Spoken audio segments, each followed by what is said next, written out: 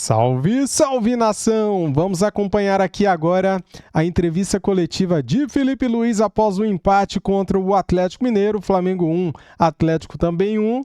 O gol saiu no final do jogo e o melhor de tudo, né, galera? Conquistamos um ponto, só que o Palmeiras perdeu 3 pontos.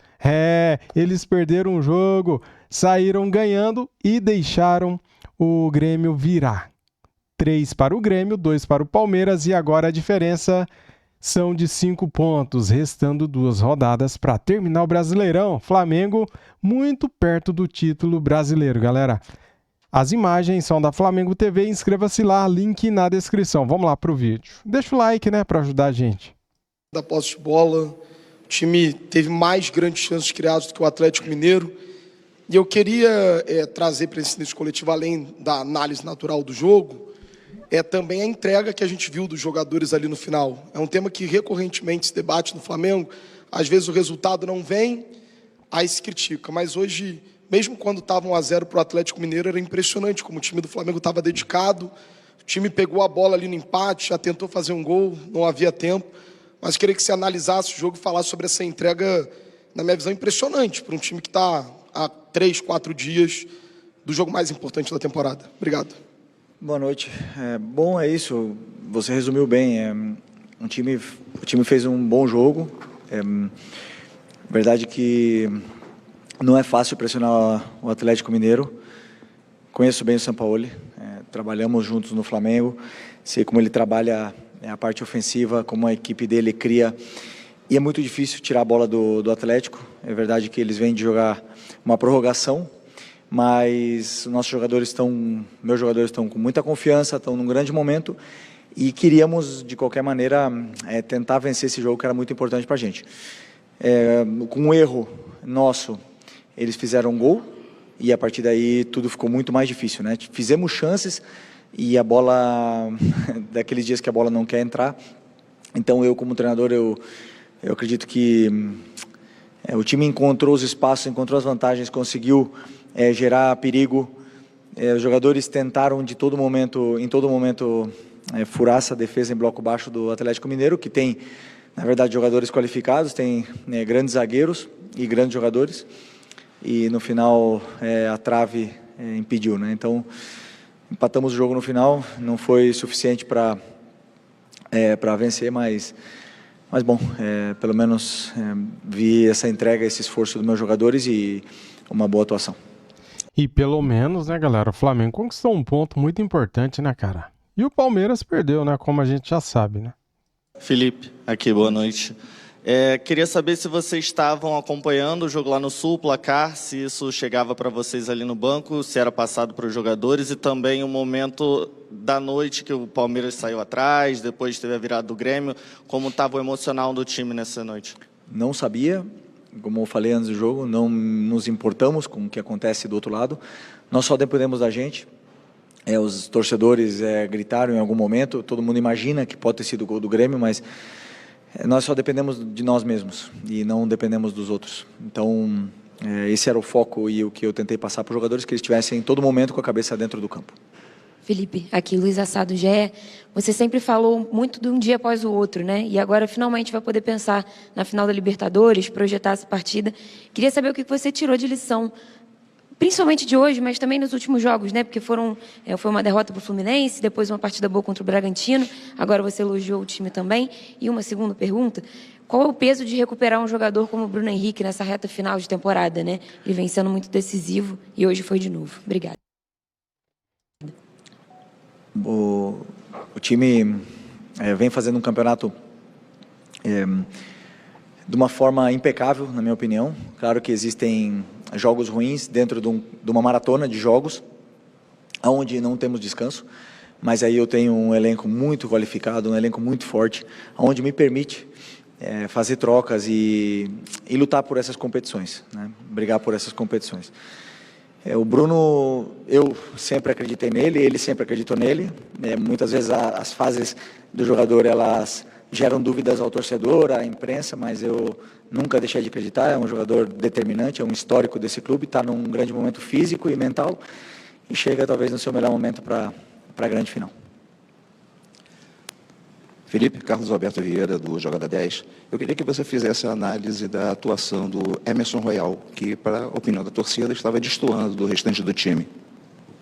Bom, na fase ofensiva, não tinha muita facilidade, porque o Atlético defende com linha de 5, o Arana encurtava bem a posição dele, eu tentei ajustar em algum momento para tentar dar um pouco mais de tempo para ele jogar, e na fase defensiva, algumas vezes ele sofreu.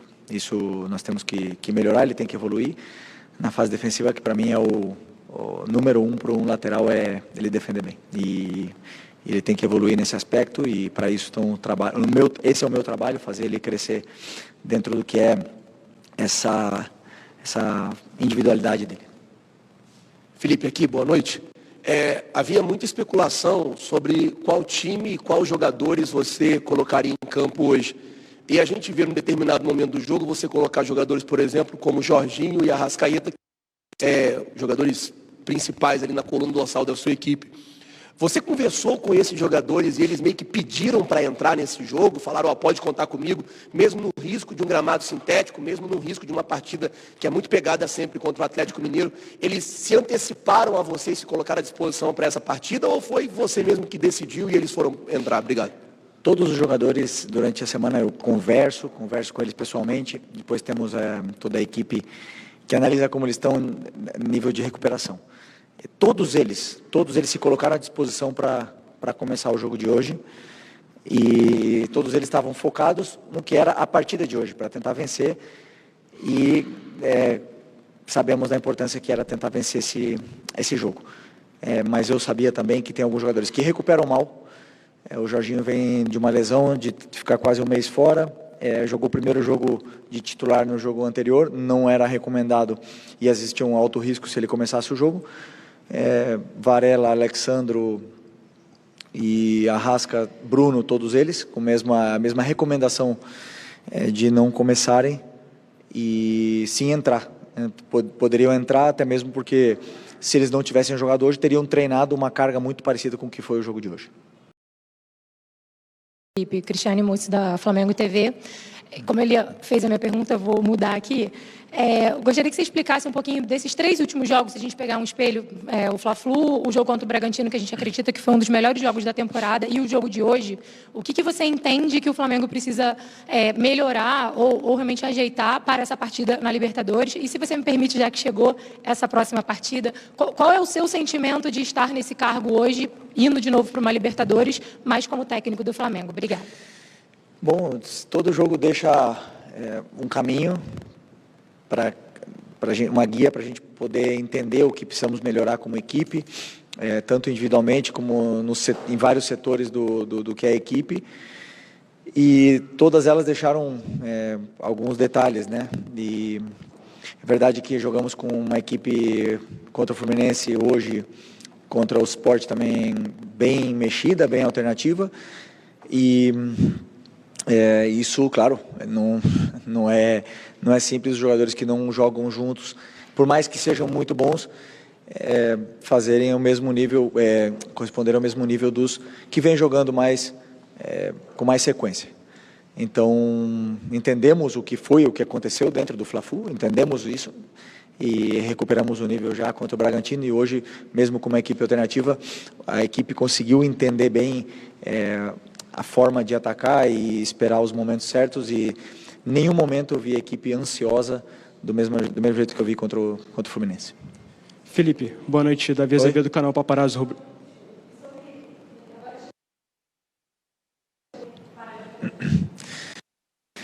Nesse momento, a única coisa é o melhor possível esse jogo para os jogadores e dar o caminho para eles muito claro do que eles precisam fazer dentro do campo para tentar vencer. Felipe, boa noite, canal Paparazzo Rubro Negro, coluna do Fla. Felipe, eu queria saber de você como está o seu mental e seu emocional nessa reta final de temporada.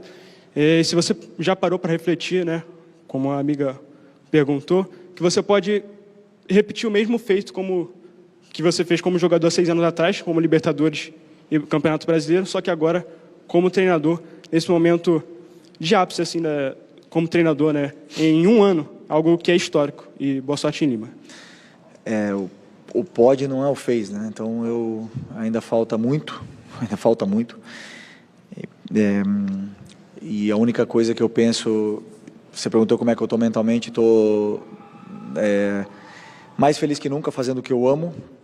Quanto mais pressão, quanto mais as coisas são difíceis, mais eu desfruto desse trabalho. E o difícil vai ser um dia não estar vivendo esse momento que nós estamos vivendo agora, que é um privilégio poder viver 2 finais, entre aspas, agora, que vem pela frente. Felipe, aqui, boa noite, Bianca Molina, TNT Esportes. Felipe, se tu me permite 2 perguntas, queria só que tu explicasse como foi que tu traçaste a estratégia de hoje, né, de deixar pelo menos ali 5 jogadores tidos como titulares no banco de reservas, como foi a escolha por esses 5 nomes. E o Flamengo, ao contrário do Palmeiras, outro finalista na Libertadores, optou por sair desse jogo de terça-feira e voltar para a cidade, né, de onde é o clube, no caso para o Rio de Janeiro. O Palmeiras sai de Porto Alegre direto para Lima. Queria ouvir como foi essa decisão e o quanto é importante para vocês ter esse último contato, já é tradicional e tu viveste muito isso como jogador, com a torcida no Aerofly, se isso impactou de alguma forma. Obrigada. Sobre a decisão, eu respondi numa pergunta anterior. Se quiser que eu respondo... não, estava aí. Tem que responder de novo? Não consegue pegar do... Consegue, beleza, então. Sobre a logística, tivemos várias reuniões em montar a melhor estratégia para viajar para Lima e pensamos que depois do jogo de hoje era importante todos os jogadores voltarem para casa, dormirem com as suas famílias, se despedirem das suas crianças e renovar as energias e também na frente da torcida. Achamos que era muito importante viver esse momento e agora começamos a desfrutar desse grande momento que é a final da Libertadores. Obrigado, gente. Obrigado, pessoal. Boa noite. Tá aí, galera. Agora só nos resta aguardar chegar sábado às 18 horas, cara. O horário que a bola rola lá em Lima, no Peru. A grande final, a maior final de todos os tempos da Libertadores da América. Uma grande rivalidade com o Palmeiras. Meu Deus do céu, o que nos aguarda para este sábado, hein? Cara, eu tô nervoso. Faz tempo que eu tô nervoso, cara. Desde que... Não é tá nervoso por medo. Esse nervosismo é normal, cara. É um nervosismo bom, sabe? Não é uma coisa ruim.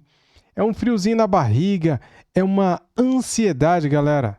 Não é medo do Palmeiras, não é isso, cara. Mesmo porque o Flamengo não perde para o Palmeiras faz muito tempo, né? A última vez foi em 2021. A última vez.